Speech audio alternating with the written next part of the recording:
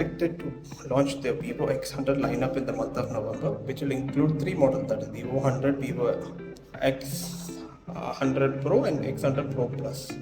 The two models, the X100 and X100 Pro, will feature Dimensity 9300 chipset, while the Pro Plus will have the expensive Snapdragon 8 Gen 3 chipset. The Chinese chipset has leaked out about the Vivo X100 Pro Plus. It will be equipped with a 6.78-inch OLED screen with 120Hz refresh rate. It will have a curved edge display panel with Quad HD Plus display.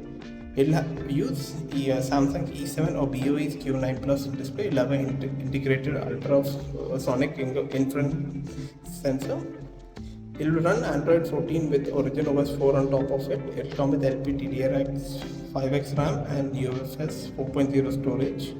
It will have with 16 or 24 GB of RAM and 1 TB of storage for the top model. Rear camera will have a Sony IMX 989 50 megapixel main sensor with variable aperture similar to that of Xiaomi.